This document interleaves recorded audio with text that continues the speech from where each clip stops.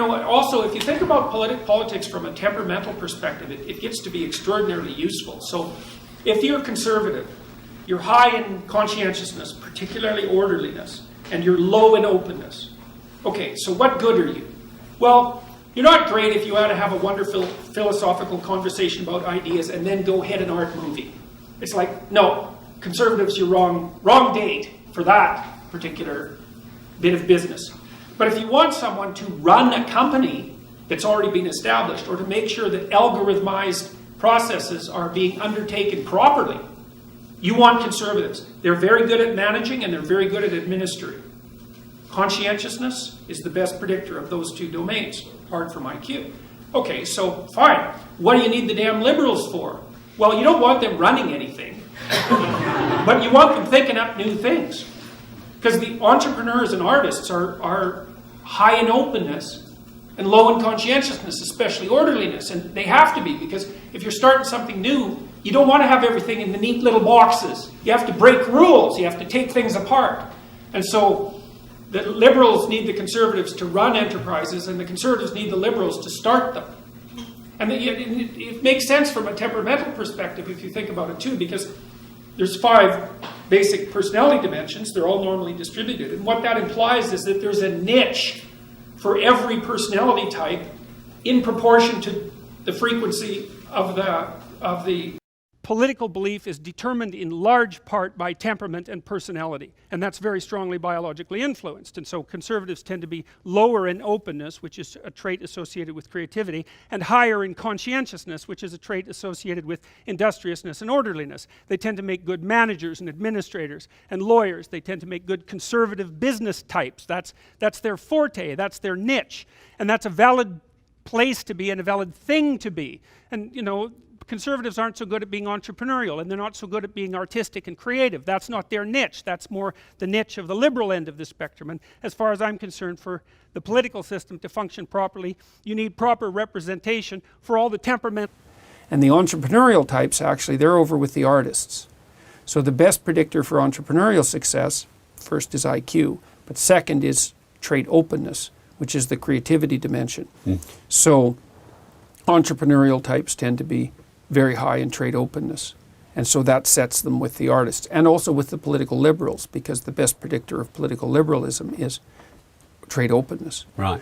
Although I will admit to being inspired by Philip Pullman, particularly the Northern Lights story. I tried to read the rest of the trilogy and couldn't get through it somehow.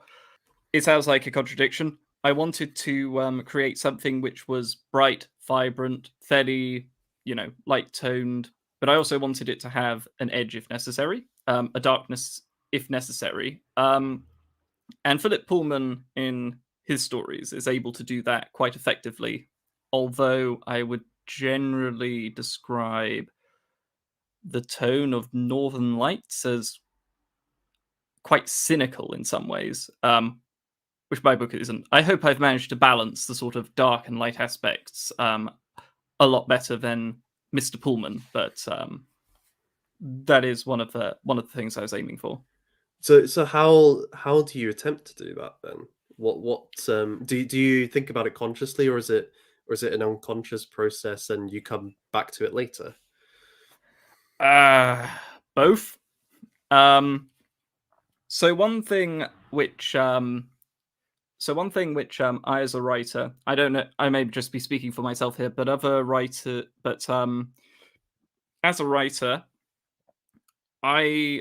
there's a lot of thinking involved, obviously, but I also follow my intuition a lot. I have been stubborn before and ignored my gut instinct when I'm writing a story, and it's always turned out flat. And years later, I may look back on the story, which is full and flat, and I'll be able to consciously, mentally analyze it and go, okay, I can see why that didn't work. And I can see why my intuition, my gut, was telling me that this was a bad creative decision, or that it was a creative project which really was not going to be any good. So a lot of it is instinctual, which I know isn't very helpful. but I do consciously remember admiring a lot of Philip Pullman's style at the time, and kind of agreeing with the necessity of, in some places, to have more of an edge. Although I hate using the term edge because obviously it just makes everyone think of the term edgy online now, which has numerous negative connotations and has ceased being useful as a neutral descriptor.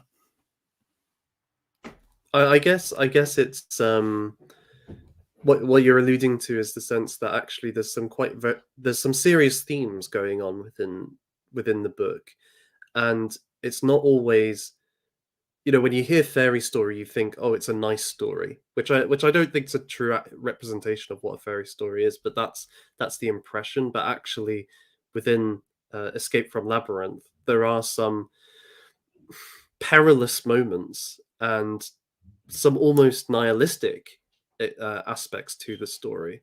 So I think it's definitely not cozy and comfortable in that respect.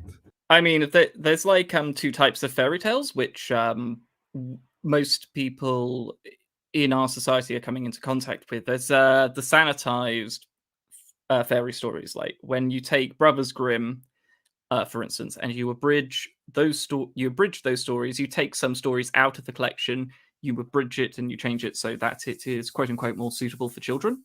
And these are what you can find in a lot of picture books of fairy stories. And then the other type is the uncensored versions. I know that the Brothers Grimm, did some selection and did some censorship of their own in some ways when they were collecting the stories. But you can have their original collection, of which I have one, which is uncensored, and you read it obviously and go, the Cinderella story is pretty brutal towards the end. I wouldn't say my story goes as far as the Cinderella in terms of brutality towards the end, but it's certainly not the sort of sweet, sanitized, cozy fairy stories which you see in picture books, which you give to children, which are 7, 8 years old. No, definitely not. And the other thing I wanted to touch on, just with what you said before, you mentioned this kind of contrast between intuition and following a rationalized principle.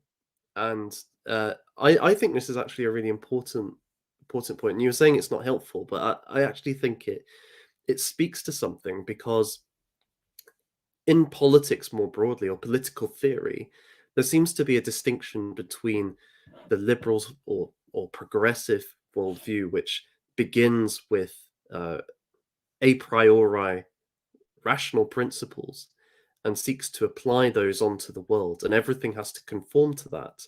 And even if something seems to have value to it, if it doesn't justify itself according to these rational principles, it must be set aside. And so you get this revolutionary spirit from the rationalized principle, which, as hard as it tries, it never seems to succeed. Reality always hits back on it, as opposed to the conservative approach to politics, which doesn't begin with a creed or a constitution or a set of rational principles, but through intuition and the collective intuitions or wisdom of communities, which over time establishes a set of traditions.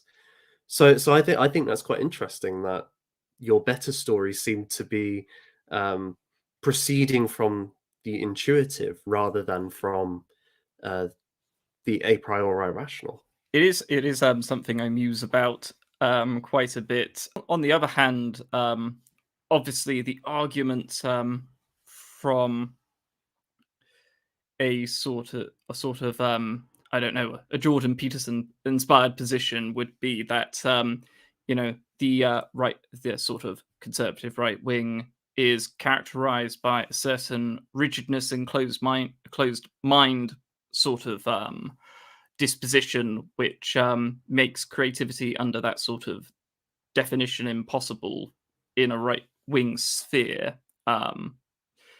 where following your intuition might take you outside the established boxes. Whilst Jordan Peterson describes as progressives the just being open-minded and being more taking more exploration, going outside the boxes, which can mean they're just following their intuitions or instincts. So I'm really interested that you characterized it. You sort of flip this. You flip Jordan Peterson on his head at the moment, which is interesting and I think productive. Because I was never sure I agreed with Peterson's position on that point. I mean, the thing they say about intuition is that a lot of it. What I've heard is that intuition is the result of you taking in lots of information but not having the chance to process it all and make sense of it like consciously. So it sort of goes into the subconscious, and because you can't consciously process it, you just get a feeling of, oh, this is good, or a feeling of this is bad, and you'll never ever be able to figure it out until you get more information and process it consciously. And so not just in writing, but in other aspects of life, I found that the intuition is a helpful guide. But I never thought about linking it to the sort of conservative, creating tradition, sort of collective community mindset, which you've posited. Well, I think we could even push it further in terms of, I was contrasting progressive and conservative there, but I guess today the major kind of political force is neither conservative nor is it progressive. It's managerial, in the sense that if you look at corporations or the state or NGOs, for example, they all seem to have this class of people who are managing them, but primarily for efficiency and trying to guide all of society to become more efficient. And by that, I'm using Jacques Ellul's concept of trying to get the very best methods and instruments in every sphere of life. And this is a very modern view, because in the pre-modern world, while of course people were looking to improve, they were generally quite happy to use a means to an end as long as it was good enough. Whereas the efficiency model says that's not good enough. Actually, you have to have the very best method in every context. So it's an abstract principle that's being applied. And for somebody like Weber, this is how we get so many big bureaucracies, because a bureaucracy, rather than being rooted in an individual's intuition or decision making, like a king, or a tradition, which is, I guess, a formalization of somebody's intuitions, it's these rational principles such as efficiency which determine what's how we should run society. And thus you have this class of administrators who try to apply this principle. So in that respect, then, what something like intuition does is it goes beyond the boxes of the managerial world. Managers are trying to sustain the status quo, to keep the current system running and solve problems within the current system. But there is a whole world outside of the current system. There's a whole way of thinking which is alien to the current system. The past shows us that, and other parts of the world actually show us that. So I think you're onto something with this idea that intuition can break forth from our own little prisms, whether that's on an individual level or on a cultural level, due to the worldview and the systems that we have in place.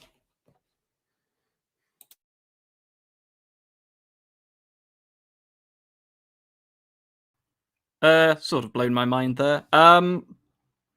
Yes, I'd just agree. I'd only add that in our case, our sort of managerial system, where it seems that we've accepted the sort of rulership of managers who, as you say, are forever wanting efficiency.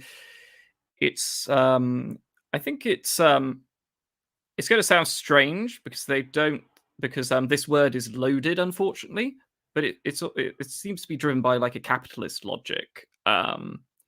Capitalism is obviously a loaded term, but what I mean is it's all about efficiency, profit, and just production essentially. Obviously, our society at the moment does not resemble when someone says capitalist, you don't think of Google. You think of you tend to think of factories, like production factories, probably coal powered, with steam engines and some guy wearing a big top hat somewhere who owns the building. So I was listening to some of the dialogues from this book by I'm going to forget the last part of his name, David Erbert, who wrote some years ago a book on hypermodernism, and one of his discussions was about how there's this capitalist logic, this consumerist logic, and I think that's a motivating factor behind, the driving force behind the sort of managerial world we see, where the idea of efficiency is typically framed in terms of either sales, products, rotas and quotas which are met, and not actually any higher virtues or principles around society. It's to simplify things grossly, they're interested in line going up.